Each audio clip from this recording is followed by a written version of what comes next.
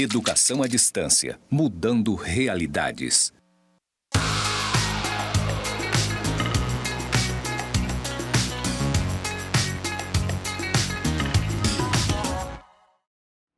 Olá, aluno, aluna. Seja bem-vindo ao curso de Pedagogia EAD do Instituto Federal de Rondônia, campus Porto Velho, Zona Norte. Eu sou a professora Rosângela e estou aqui no estúdio de gravação. Ao meu lado direito, ao fundo, nós temos uma imagem de pontos interligados e ao meu lado esquerdo, ao fundo, nós temos os dizeres EAD mudando realidade. Como eu disse, eu sou a professora Rosângela e vou fazer agora a minha audiodescrição. Eu sou uma mulher parda, tenho os cabelos curtos, tipo Joãozinho, estou trajando uma camisa rosa e calça jeans, também uso óculos com uma armação vermelha e hoje nós então vamos aprender um pouco, estudar um pouco sobre, na nossa disciplina, contextos educativos na infância e teorias da aprendizagem. Vamos lá? Nós estamos, então, na unidade 3, né, onde nós estamos aprendendo um pouco sobre os pensadores, né, pensando sobre os pensadores, né, do desenvolvimento humano infantil e da aprendizagem.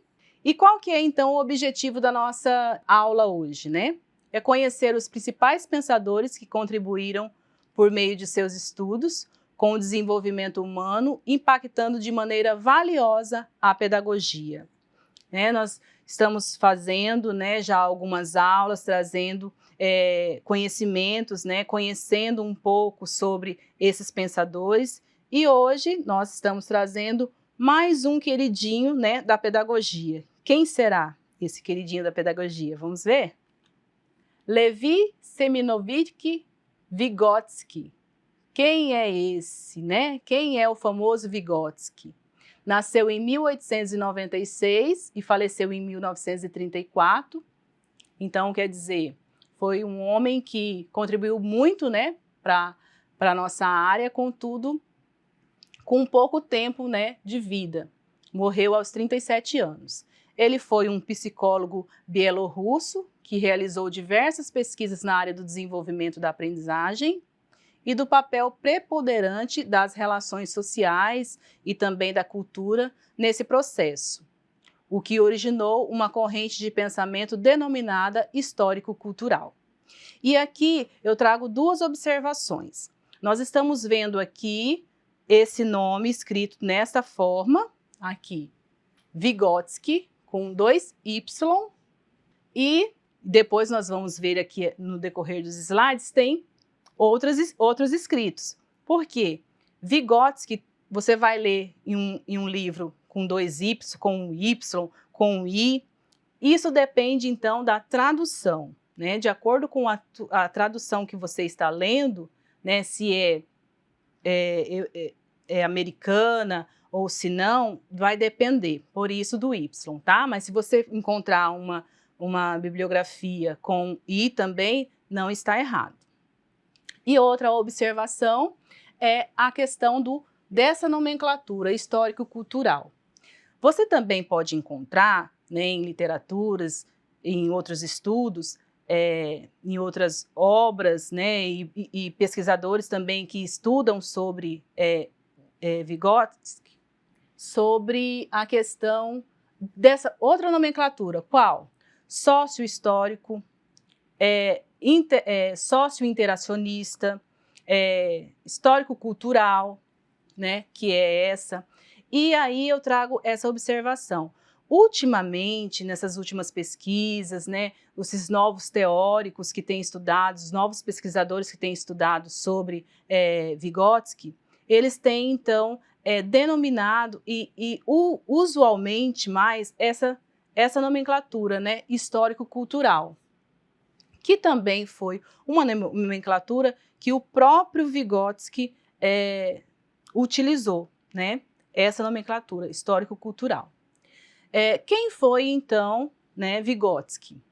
Ele fez seus estudos universitários em Direito, Filosofia e História em Moscou, a partir de 1912. Então, daí já dá para a gente ver, né? Filosofia, Direito, História. Olha quanto conhecimento que esse homem adquiriu, né? Adquiriu excelente formação no domínio das ciências humanas, na língua, na linguística, né? Estética, literatura, filosofia e história. Então, aqui nós conseguimos compreender quanto conhecimento que esse teórico tinha e quanto que ele produziu, né? Na década de 1924 a 1934, né, nessa década, ele elaborou uma verdadeira reconstrução da psicologia. Criou, então, a teoria histórico-cultural. Foi, então, nesta década, né, entre 1924 e 1934, que foi, então, criada essa teoria dele da histórico-cultural. Histórico-cultural dos fenômenos psicológicos. Deixou mais de 200 obras antes de falecer aos 38 anos de tuberculose. Como eu disse, foi um homem que contribuiu bastante, tem bastante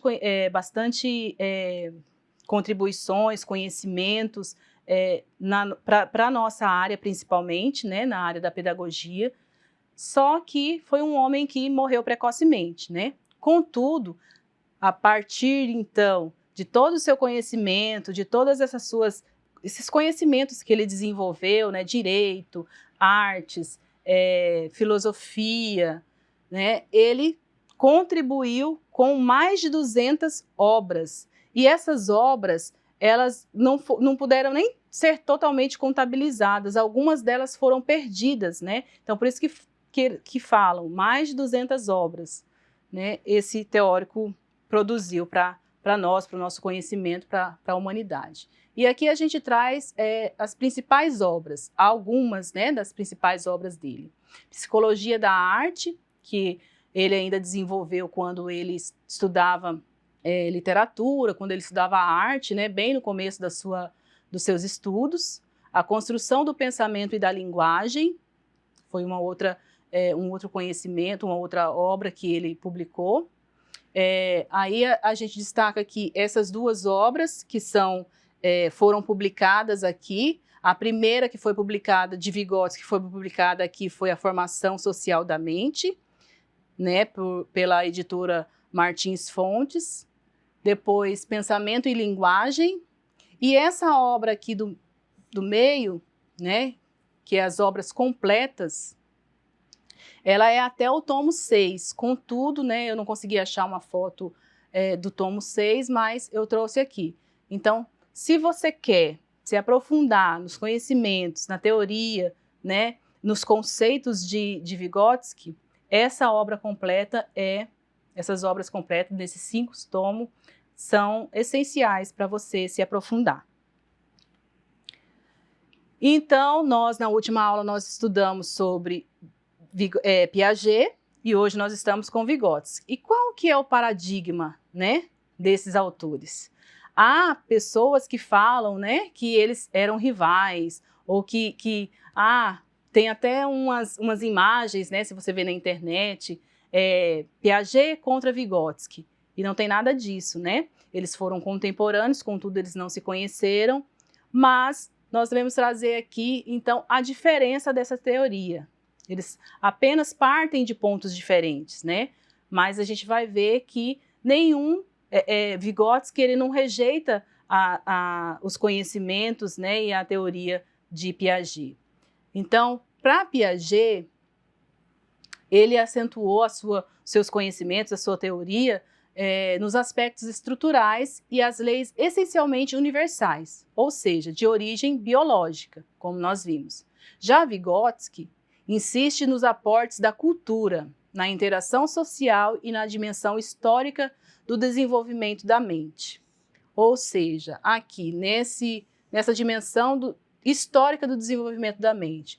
Ou seja, tudo aquilo que foi construído, que a humanidade já construiu historicamente, né? Tudo isso contribui para o conhecimento da pessoa, né? De mim hoje. Todo o conhecimento que a humanidade já conquistou, já adquiriu, hoje contribui para os meus conhecimentos hoje.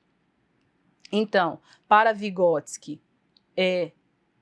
ele focou mais nos aspectos, então, da cultura, né, os aspectos sociais, e Piaget mais nos aspectos biológicos. Então, Vygotsky ressaltou o papel da cultura no processo de cognição, no processo de aprendizagem. Deu ênfase ao papel do educador no desenvolvimento intelectual da criança. E criou o conceito de mediação, que é uma experiência social que requer a participação e a elaboração do outro. Esse conceito, o conceito de mediação, é um conceito muito importante, né, para a teoria e para nós compreendermos o pensamento de Vygotsky. Vamos ver? Vygotsky também foi, né, um cientista interacionista, assim como Piaget, né? Ele dizia, né, que na ausência do outro, o homem não se constrói homem. Por isso da interação, por isso da mediação, né, esse importante conceito de mediação. Porque eu não posso me construir homem se eu não tiver o outro, se eu não tiver relação com o outro, se eu não interagir com o outro, né? E aqui eu trago esses conceitos também importantes, né, da teoria e das contribuições de Piaget, que é o conceito de funções psicológicas elementares. E o que é, então, essas funções psicológicas elementares? É a memória, a audição, a percepção, a visão, que são de origem biológica. Então, a pessoa já nasce, né, com predisposta, já adquire essa questão, né, já adquire, a memória já está ali, ela vai ser desenvolvida, a audição, a percepção, então, de caráter biológico. E as funções psicológicas superiores, que são de caráter histórico-cultural, que são o quê? São a linguagem, né, o pensamento, a consciência, a cognição, a imaginação, o raciocínio lógico, que só iremos conseguir adquirir isso aqui é adquirido após. Primeiro eu venho, né, já biologicamente com essas funções e depois com a mediação, com a minha relação com o mundo, com a minha relação com a cultura, né, com o arcabouço histórico, né, da humanidade, eu vou adquirir, então, essas funções superiores, que é a linguagem, o pensamento, a consciência, a cognição, a imaginação e o raciocínio lógico. Aí, eu vou ter a aprendizagem e o desenvolvimento. Já para Piaget, o desenvolvimento vem primeiro, como nós vimos lá, nas fases do desenvolvimento. Primeiro eu tenho que estar desenvolvido para que eu possa aprender. E já para Vygotsky, essa relação ela acontece simultaneamente, vice-versa. E também vem primeiro a aprendizagem. Eu aprendo com a mediação do mundo, com a mediação. Quem que é essa mediação? São os meus conhecimentos históricos, os meus conhecimentos da cultura, as minhas relações sociais.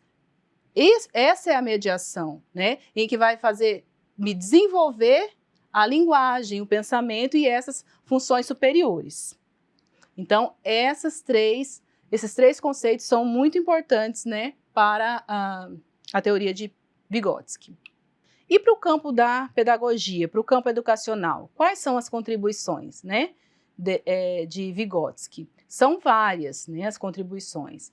E aqui a gente traz esse conceito de zona de desenvolvimento proximal.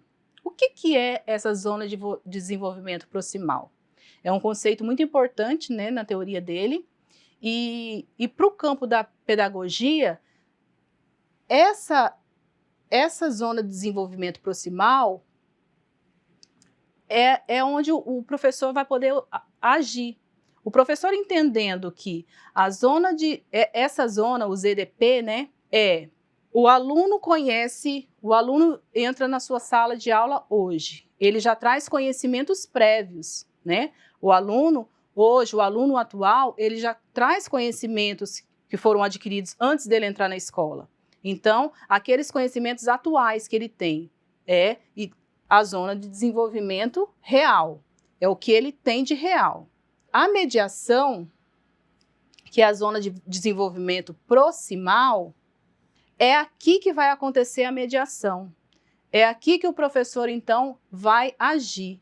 A educação, então, é a mediação. Por quê? Porque é aqui que ele vai agir, né? É a mediação, ou seja, é por meio dela que acontecerá a ampliação dos conhecimentos já adquiridos e a apropriação de novos conhecimentos. Então, a educação, o professor vai agir aqui, ele é um mediador, né? E a zona de desenvolvimento potencial, aquela potencialidade que o aluno pode ter, pode vir a ter através da minha mediação como professor, através da mediação da educação, né?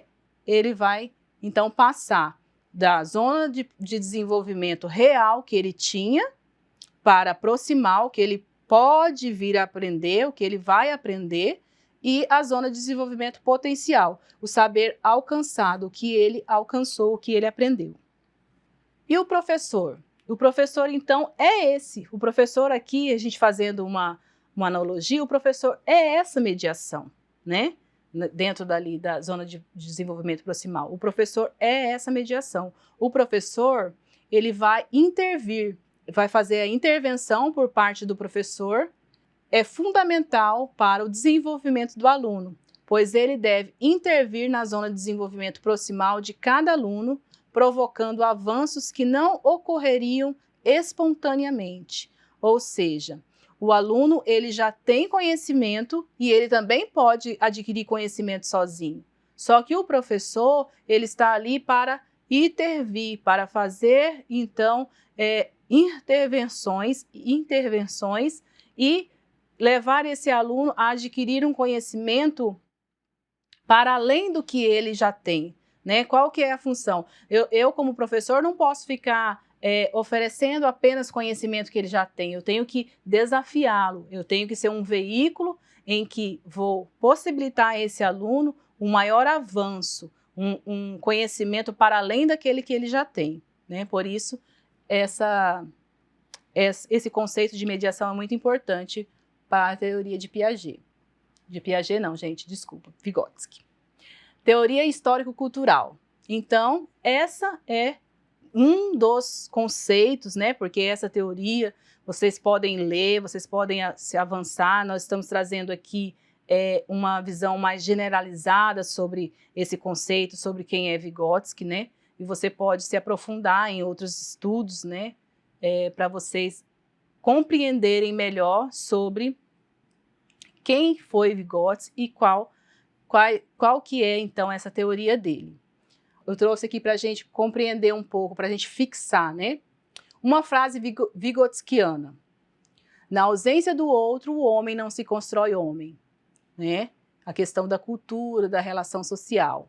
Palavra-chave, mediação. Onde está o foco? Na interação, é na relação aluno-professor e aluno-aluno, no coletivo, que se produz conhecimento. O papel do professor, ele atua como mediador entre o aluno, os conhecimentos que este possui e que virá a possuir e o mundo. Como se aprende? Observando e interagindo com o meio, entrando em contato com o que já foi descoberto e organizando o conhecimento junto com os outros, professor e turma. Ou seja, para Vygotsky, o conhecimento ele é construído no coletivo, ele é construído com a relação com o outro, ele é construído com a cultura.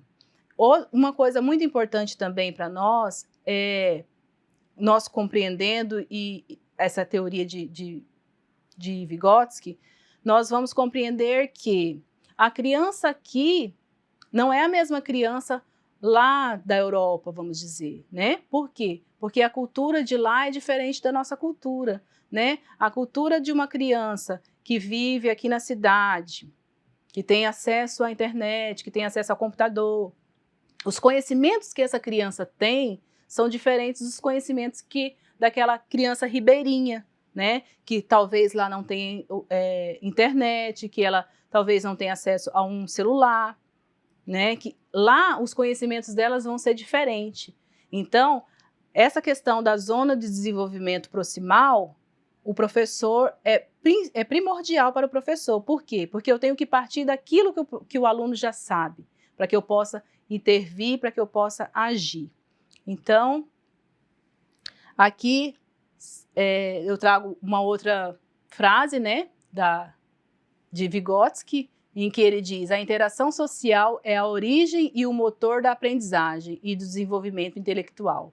Então, para ele, a importância fundamental, né, da interação social. Eu aprendo com a minha relação com o outro. Essa aqui é a nossa leitura básica, né, também, que a gente trabalhou nessa disciplina para trazer esses conhecimentos para vocês. É uma leitura bem leve, né, uma leitura em que você vai poder compreender a biografia, né, você vai poder compreender quais foram os conceitos, né, os conceitos mais importantes de Vygotsky, que ele trabalha, o que ele estudou, né, quais foram as contribuições dele para o nosso campo. E aqui também nós temos Pensadores na Educação. É um vídeo, vale muito a pena vocês assistirem esse vídeo, né, que fala um pouquinho também sobre Vygotsky. Então, gente, essa foi a nossa aula. Espero que vocês gostem, que vocês aproveitem e nós nos vemos na próxima aula.